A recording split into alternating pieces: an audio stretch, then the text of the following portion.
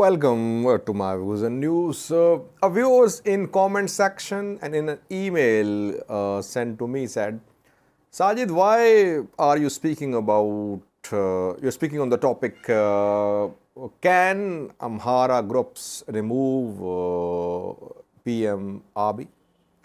Why don't you speak on why do Amhara groups want to remove PM Abiy?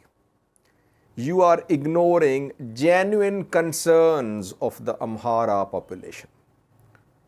So that is why I am now going to share my views with you about why Amhara groups want to remove PM Abiy. What are their concerns? What do they say? We frequently hear that from these groups that Amharas are in danger. Their survival is in danger. Genocide of Amharas is being committed. That is what Skandanaga said yesterday when he announced the establishment of Amhara People's Front. That existence of Amhara people is in danger.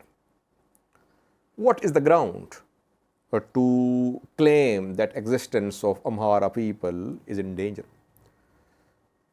These groups mainly say that Valaga is a hell for Amharas.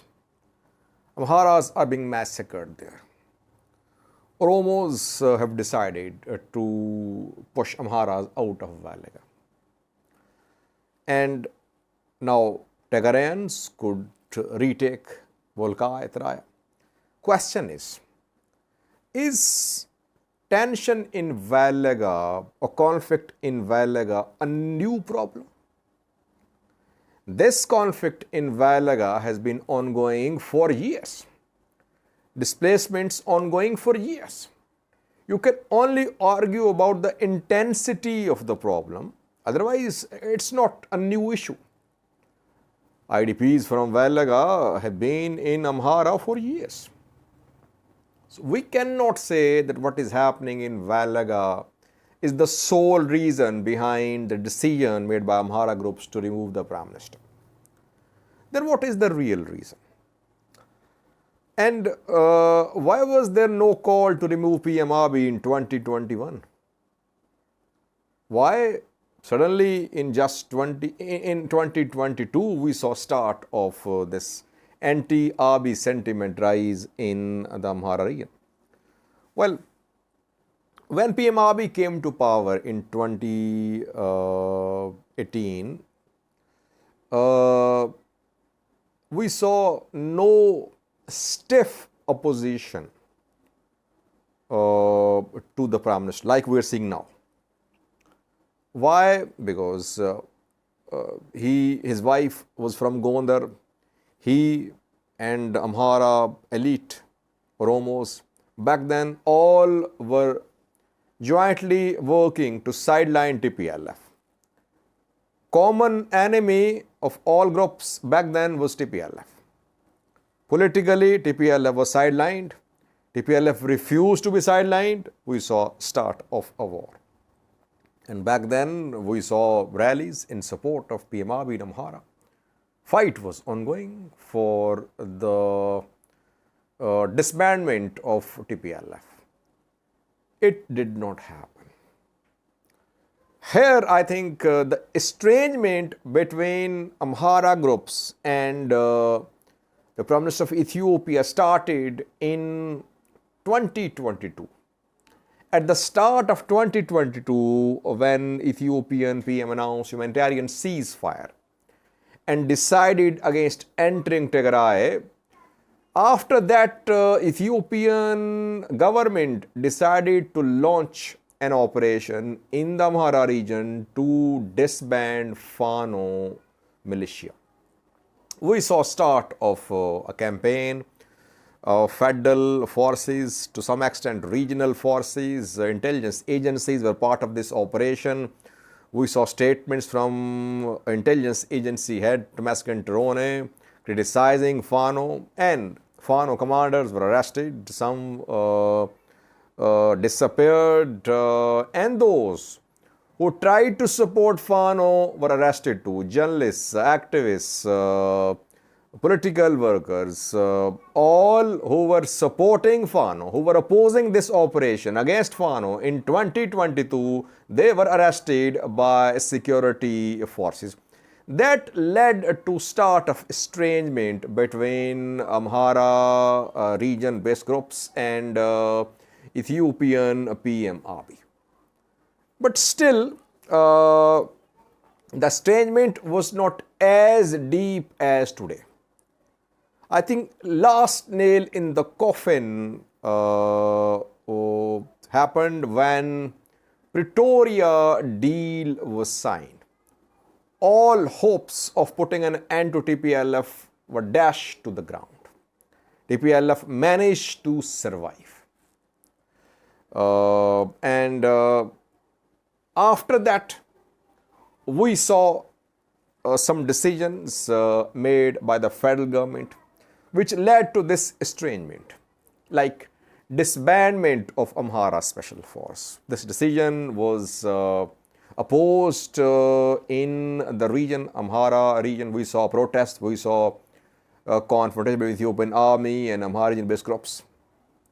And before that, we saw division within the church. After TPLF signed Pretoria deal, which was a deal of capitulation, I have been saying that since day one. After that, we saw that Oromo political elite began asserting itself. We saw an attempt to divide the church. The concerns of Oromia region-based synod, region-based group could be genuine, but that attempt of the Oromia government, federal government, of backing Oromia-based archbishops was seen as a way of weakening the church. Amhara region-based groups opposed that move. We saw massive demonstrations in support of the church back then in Amhara. Amhara region refused to ban protests. Ethiopian government realized the gravity of the situation. It backed down, it made peace, it negotiated an agreement saying that it was all for unity of church. But that led to start of or increase of mistrust between the Prime Minister and Amhara region-based groups. And then we have seen several incidents in the past 6 months which indicate that now Amhara region-based groups believe that PM Abiy is working to protect interests of the Oromo people. He is trying to impose Oromo rule. And Amhara hopes of having lion's share in post-TPLF arrangement could not materialize. Amhara region-based groups, they were hoping that in post-TPLF scenario, they would be main beneficiary. But now we are seeing that TPLF has reconciled with Oromia regional government, with Ethiopian federal government. Getachew and Shimelis Abdisa are holding meetings. Shimelis welcoming Getachew welcoming Shimelis. Amhara region leaders nowhere to be seen. So not only the regional leadership in Amhara, but also the Amhara region-based hardliners, they felt alienated. They felt betrayed. This sense of betrayal, this feeling of having been betrayed is there in the region. And now the groups in Amhara region, they are of this view that their survival is in danger because regional force, regional special force disbanded, Fano militia disbanded, church is being attacked, Oromo rule is being imposed, Addis Ababa is in danger, Shaggar city is being constructed around Addis Ababa, Ola is armed and Amhara special forces disarmed, Tigray fighters still armed, government of PM Abiy planning to to return Raya and Volca to Tigray fighters. So all these developments have led to this conclusion for Amhara region-based groups that they should remove the Prime Minister. I cannot say that all concerns of the Amhara groups are genuine. But I think that their hopes of having lion's share in post-TPLF Ethiopia could not materialize. They feel betrayed. That is why they want change of leadership in Ethiopia. It's not that they're fighting for survival. Yes, survival is one of their concerns, but their second concern is that they could not get what they were hoping to get. TPLF there, Oromia Prosperity Party there, Amhara PP split, Amhara ruling elite and Amhara hardliners split.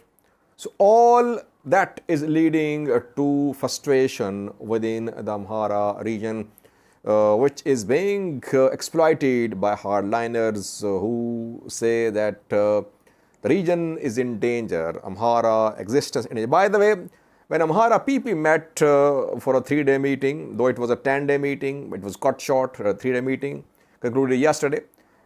At the meeting, some Amhara leaders said that Amhara people were beneficiaries, main beneficiaries of PM Abiy's rule.